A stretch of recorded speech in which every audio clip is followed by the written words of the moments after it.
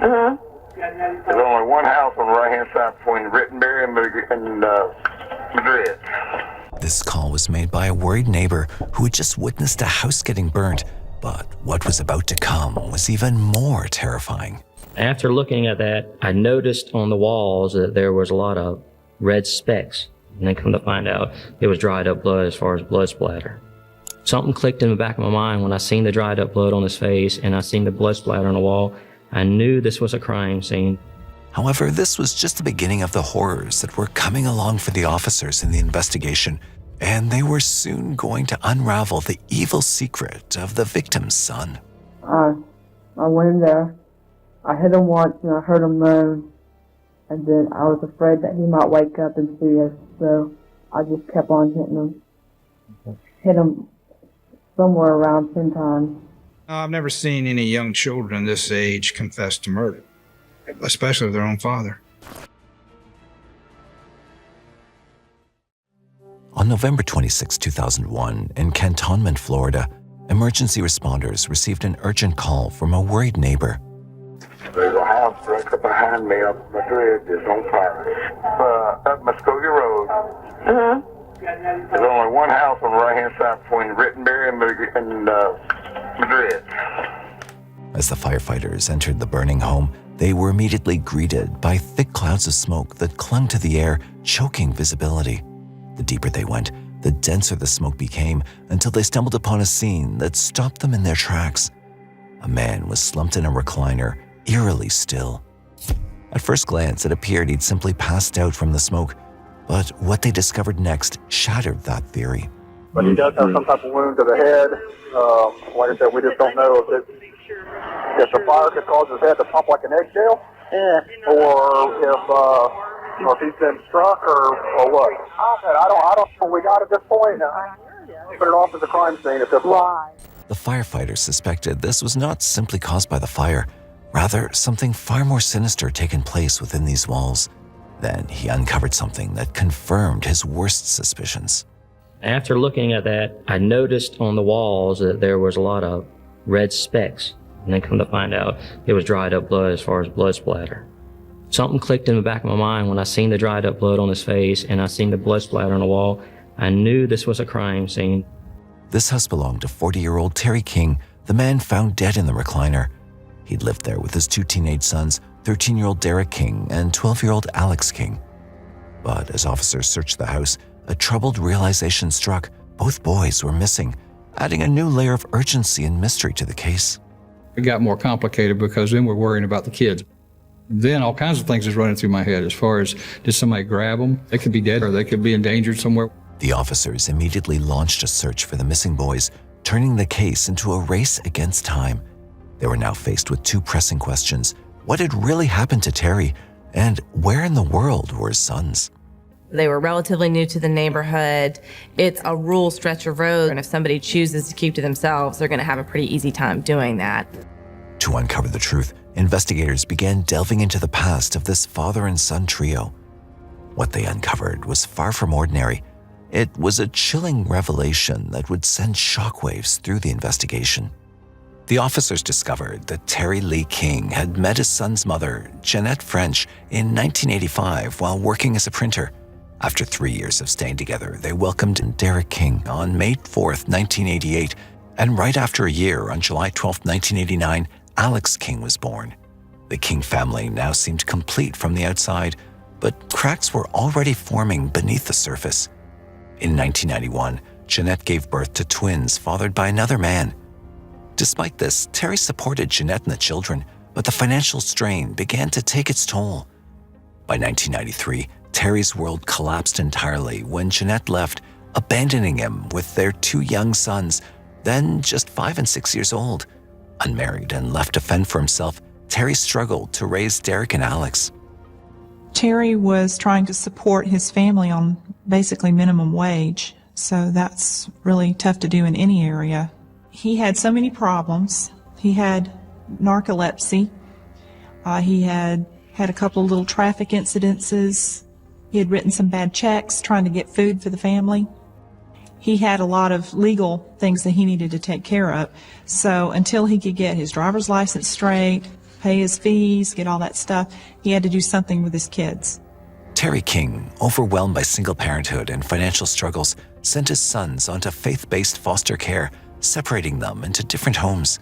Derek lived with school principal Frank Lay's family, adjusting well, while Alex, placed in state care, struggled with the change.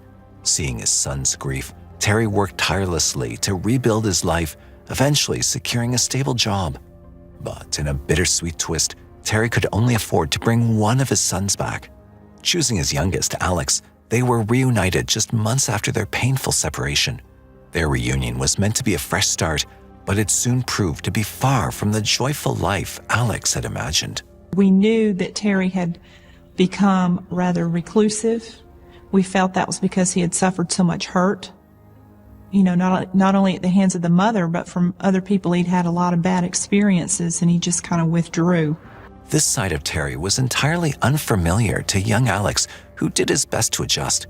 But 18 miles away, now Derek was developing problems. He was caught playing with lighter fluid and stealing beer. These harmless yet troubling behaviors alarmed his foster family enough to send him to military school. Meanwhile, Alex and Terry were settling into a leased home on Muskogee Road, leaving behind their cramped travel trailer for a fresh start. Terry worked tirelessly, determined to reunite his family, and at last, he got the chance to bring Derek home. Derek's foster family is at their wits' ends with him.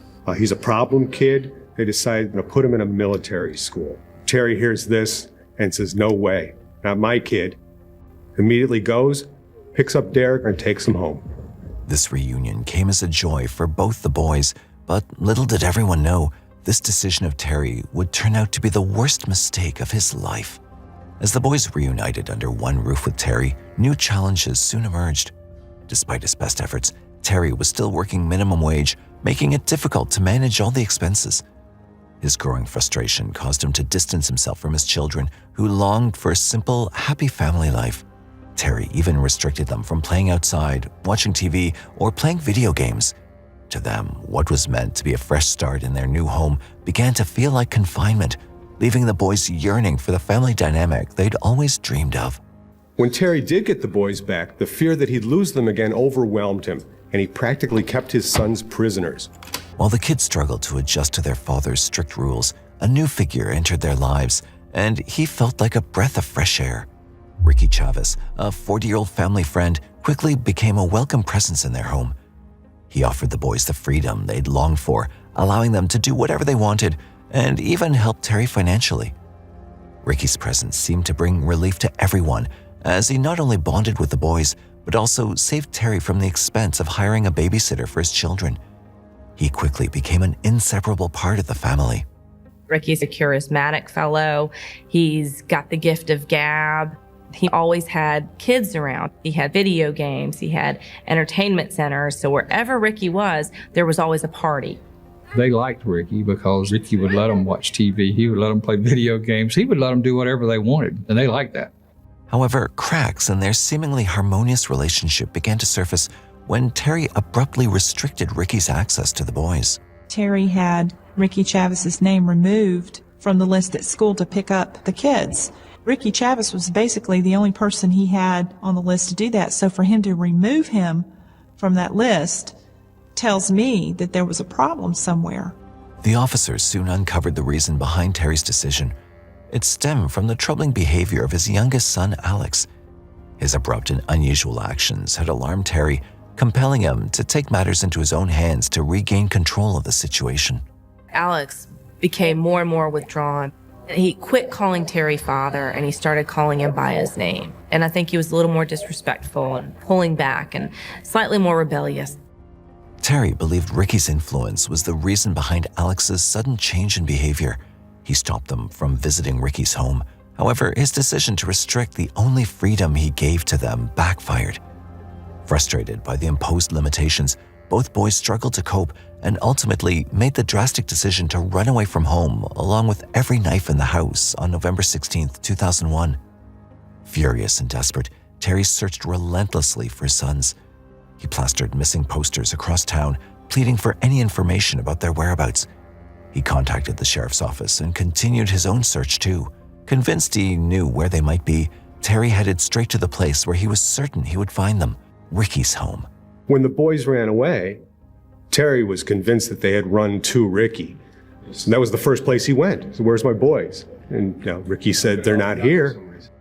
Ricky claimed he hadn't seen them, but told Terry that he had indeed heard from them. Ricky told Terry that the boys had left a message on his phone about their departure. In the voicemail, the boys had reassured that they were fine, but stated they weren't coming back home. Their sudden disappearance rattled both Ricky and Terry, pushing them to set aside their differences and search for the boys together. Despite their efforts, 5 agonizing days passed with no trace of Derek or Alex. Just as Terry began to fear he'd lost his sons all over again, a breakthrough came. On November 24, 2001, Terry received a call from Derek's former foster father claiming to have spotted Derek in the area. However, he'd made an unusual plea to his foster parents. Derek's pleas went unheard and he was sent back to his father.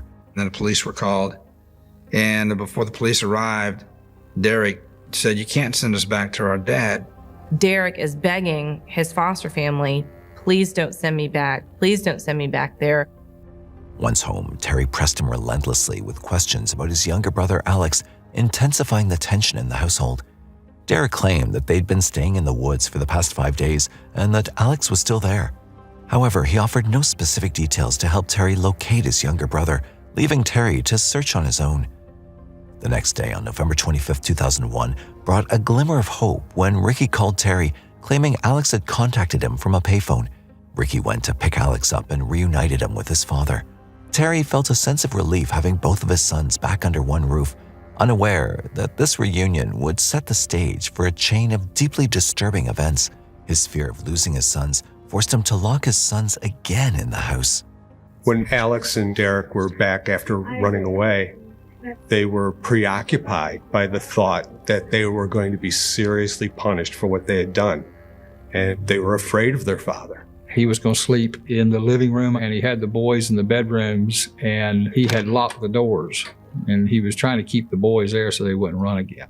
That night, Terry finally went to bed with a sense of peace, calmer than he'd been in days, now that both his sons were back home under his roof.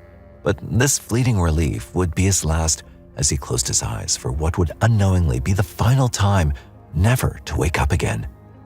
For a brief moment, it felt like the turmoil of the past was finally behind him. But this fleeting relief would be his last as he closed his eyes for what would unknowingly be the final time never to wake up again, bringing us to the events of the present day. Past midnight, Terry was found lifeless on his recliner, his head marked by grim injuries and blood splattered across every corner of the room.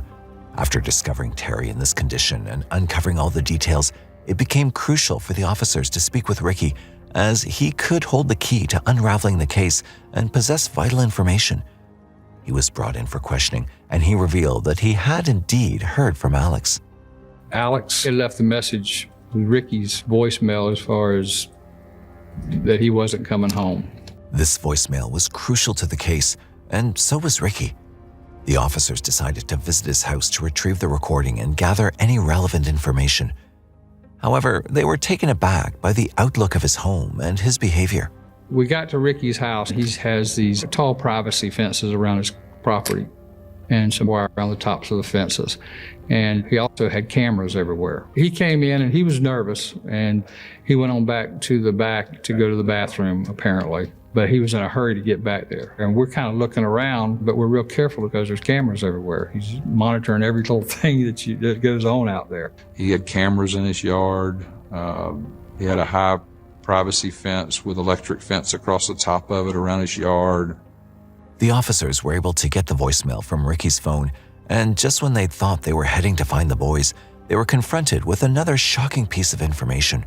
When they found Alex's journal in the Kingsburn house, they found startling information. It became apparent that Alex was in love with Ricky. He believed that he was in love with this man. He thought they were experiencing an adult relationship. With this mind-boggling information, the investigation took a dramatic turn. The officers knew that Ricky had more to hide, but before they could pursue him for further questioning, he unexpectedly solved the mystery of the boys' disappearance. Ricky Chavez called the sheriff's office to say he found the boys over in Santa Rosa County. So Ricky brings these boys to the sheriff's office, basically deposits them like the angel of light. He says, here, I found them. They called me. I just wanted to bring them straight here to help you guys out. Both boys had run away from home, hitchhiked, and spent 2 days in the woods. However, after 2 difficult nights, they decided to reach out to the one person they trusted, Ricky Chavez. Ricky claimed that they gave him directions over the phone, and following those directions, he found them and took them to a police station.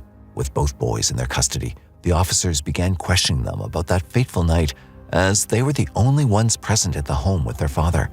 Initially, Derek claimed that their father was abusive and that he had acted in self-defense.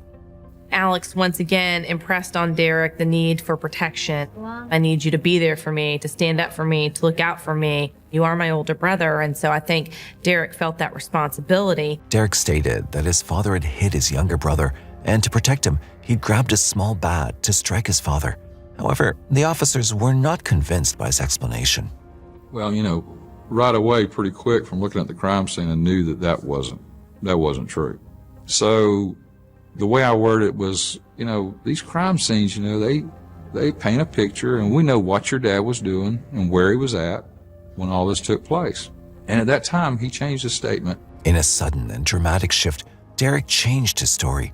He now claimed that he'd attacked his father while he was sleeping. Derek explained how his father was sleeping and he hit him. The entire interview was recorded, capturing every chilling detail Derek revealed. Where was your dad asleep at? On a recliner. Okay. And we talked about earlier how your dad was... Feet propped up on the couch. He had a coffee cup in his hand. I went in there. I hit him once and I heard him moan. And then I was afraid that he might wake up and see us, so I just kept on hitting him. Hit him somewhere around 10 times. Derek went on to explain how his brother Alex was standing right beside him as he hit their father. Did he know you were going to do it? Mm-hmm. He knew what was up when I grabbed the bat. After Derek's shocking revelations and claims, it was now the turn for Alex to be interviewed. Alex explained in a chillingly calm voice how they'd murdered their father. The noise he made, the first impact was a groan. And he squeezed his eyes shut. You could tell that he was in pain.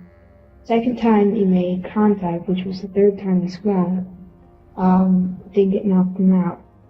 But the fourth time he swung, the fourth time he made contact, the blood came from his forehead, so I knew he was out.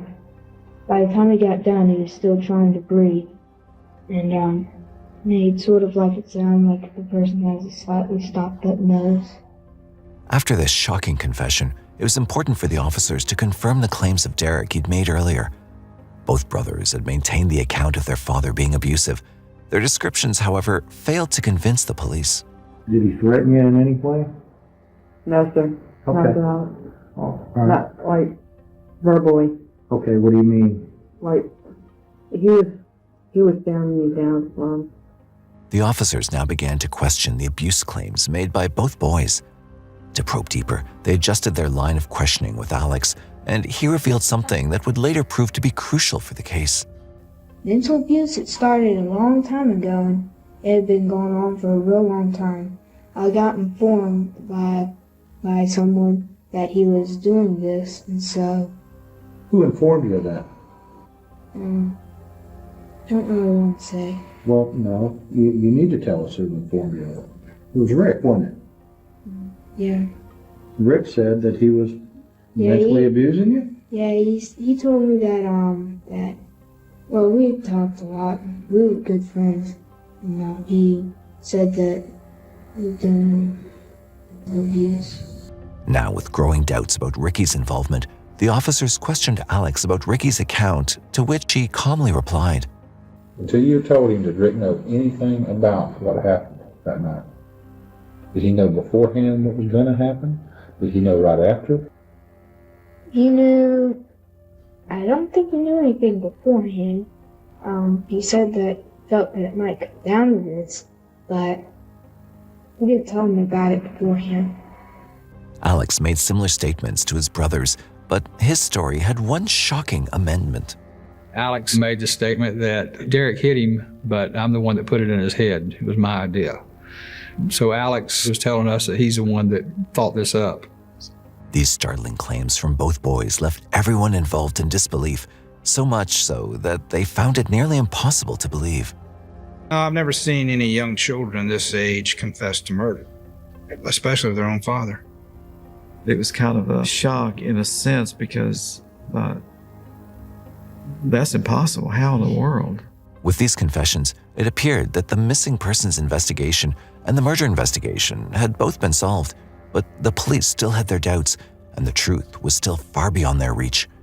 Although the boys had claimed that Ricky had no involvement and the officers believed them to be the killers, they were not convinced about Ricky's account. There were a lot of aspects to the confession of the boys that police just didn't buy. First of all, how do children do this? How do they hitchhike at 1 a.m.? How do they survive in the woods for 2 days? We interview the boys, they're saying adamantly, no, he had nothing to do with anything, but we still feel like there's more to it. However, one question lingered around everyone's mind. Even if he had helped Alex and Derek in the murder, why would he do this? The officers found the answer to this question in Ricky's troubling past. There was nothing wholesome about Ricky's appreciation of young boys. He was a convicted pedophile. In 1984, he'd been caught in bed with 3 runaway boys while working as a security guard in a hotel. This wasn't all. The officers also uncovered Alex's diary, which contained a revelation that left even seasoned investigators deeply unsettled. The investigation officers uncovered a handwritten letter where Alex professed his deep love for Ricky Chavez, writing about his desire to spend the rest of his life with him. But the diary unearthed even more disturbing insights. Alex openly reflected on how he once identified as straight, but believed meeting Ricky had helped him discover his true self, now identifying as gay. These shocking declarations painted a chilling picture of the relationship between Alex and Ricky, casting a sinister shadow over the already harrowing case. Upon discovering these disturbing details about Ricky, the officers could no longer hold back. They believed that even if he wasn't directly involved in the crime, he had indirectly orchestrated this horrific event. His unusual involvement with the King family raised further alarm bells. It was becoming apparent that Rick Chavez was the key. We knew he had to know more than what he was telling us. What's a 40-year-old man doing being so close to these 2 children? These speculations were further corroborated by the call records. When the investigators searched through Ricky's call records, one particular thing stood out to them. We saw that there was a phone call from an Easy Serve store, which was a half a mile from the King residence on Muskogee Road, to Chavez's house at 1:39 in the morning on the 26th, which the fire was called in at 1:37 in the morning. Everyone suspected that Ricky had manipulated these kids into believing that their father was being abusive. This way, he could have a clearer path for his sinister deeds. Rick had those boys convinced he didn't have any physical problems to work with, so he used what he could, and that was Terry's way of perhaps staring at a kid, his son, when he had done something wrong. And he turned that into something vicious and evil and completely undermined this child's relationship with his father. The officers repeatedly summoned Ricky to the police station, hoping to break him and get a confession. Days of intense scrutiny and probing wore him down until, eventually, Ricky cracked and revealed that he'd received a call from Alex on the morning of the murder. He admitted to taking them to his home and cleaning their blood-soaked clothes. He stated that the boys had been with him the entire time they were being searched for after the murder. He'd hidden them away in a place so secluded that no one could locate them, even during the police's visit to Ricky's home. He even revealed the secret behind the voicemail that the officers had initially found as evidence. There was a compartment in the house where they would stay in. And even when we came to the house the day to get the recordings that Alex had made, the boys were hiding there at that time, which was right after the murder. He lied to the police about knowing where the boys were. He hid the boys in his house even when the police were there. He claimed that he found the boys, and he just kept telling different stories to the police. Ricky Chavez and Alex got together, and they created a voicemail message to be played. After the boys' confessions and Ricky Chavez admitted to aiding them, all 3 were charged in connection with the case. The teenagers faced charges of first-degree murder of their father and arson. Under Florida law, they were to be tried as adults. But just when their trial was about to begin, they dropped a bombshell with their new claims. When the boys came forward and said Rick did it, then everyone was like, finally. They claimed that Ricky Chavez snuck into the house, took him out to his car, then went back inside and committed the murder, then told them in detail how he committed the murder, and then convinced them to take the blame for it. These new statements were further corroborated by Derek's earlier remarks during his interview. Derek says he goes back to the bedroom. He wants to get rid of the evidence. So he throws the bat on his dad's bed and he lights the bed on fire. I picked the rug up and I lit it. I lit the little sprays and little... You wet it? Lit. Oh, Set I'm it on sorry. fire. I'm sorry, I thought you said you wet it. Okay. Did you wet any of the house down? Derek had stated that he just lit the fire in the house and didn't use any accelerant, but the evidence suggested otherwise. The boys said in their statements that they didn't use an accelerant, yet there were witnesses that said an accelerant was used because there were pour patterns that they could distinguish on the floor.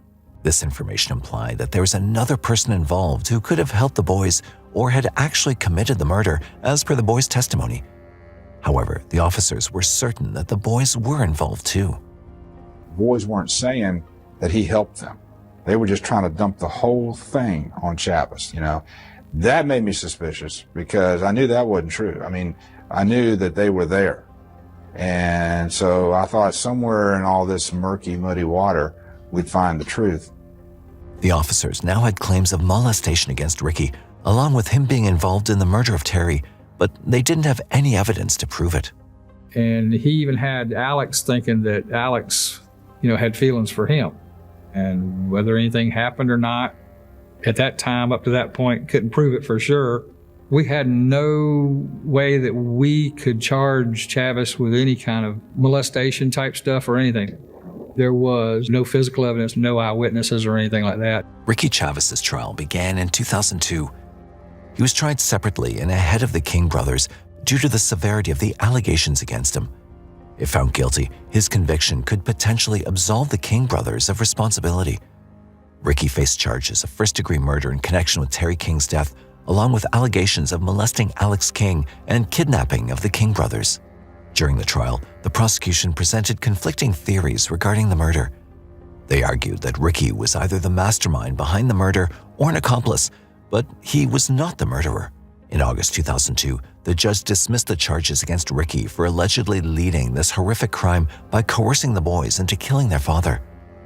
This dismissal occurred as witnesses testified that Ricky wasn't at the King's house when the murder happened, and investigators found no proof of his involvement.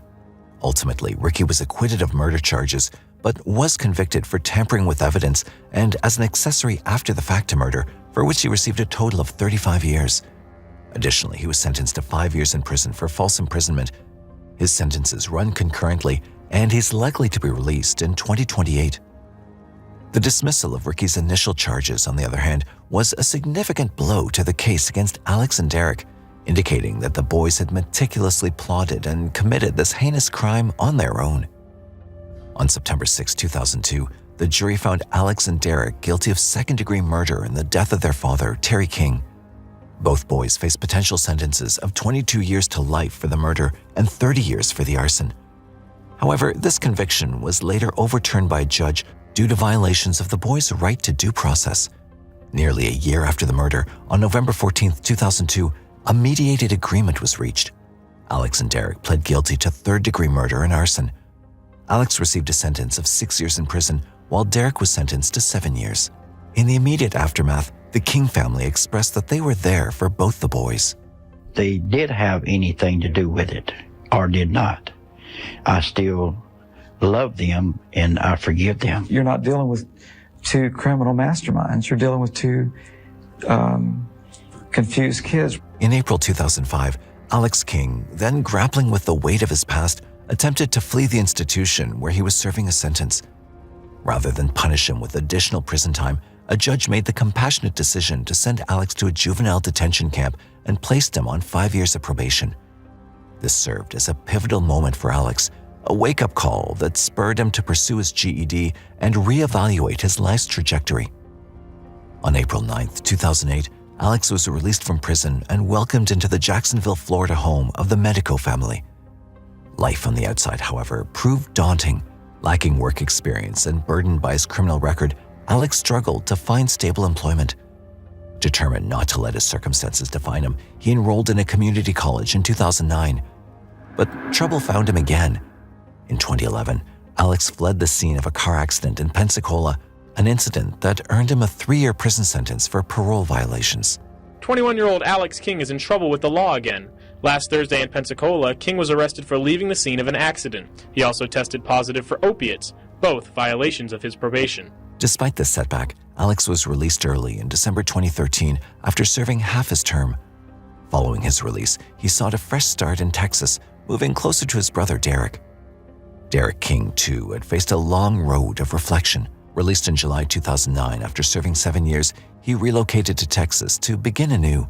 Now adults, both brothers have openly expressed deep regret for their actions and a heartfelt desire to leave their tragic pasts behind. To be fair to those people, we did make a mistake. However, there are a select few individuals who decide to have faith and just blindly hope in something. Catherine Medico, who I now call Mother, is a prime example of that, inviting both of us into her family. And we just want to show by living our lives as productive citizens that that's not a mistake. That even though people do make mistakes, even though they make errors, that there is still hope. Their story serves as both a cautionary tale and a testament to the complexity of redemption and second chances. In April 2024, the story of Alex King took a tragic turn when he passed away from a drug overdose. His death marked the somber end of a life marked by unimaginable loss, regret, and an ongoing struggle to escape the shadows of his past. With this, we ask you, who do you think killed Terry King? His 2 young sons, whom he loved with his whole heart, or Ricky Chavez, whom he trusted blindly? Let us know your thoughts in the comment section below. Also, don't forget to like, share, and subscribe to our channel as we bring you more interesting true crime cases. If there's any particular case that you'd like us to cover, please leave your suggestions in the comment section. Your suggestions are important to us. Till then, stay safe and keep watching M7 Crime Story.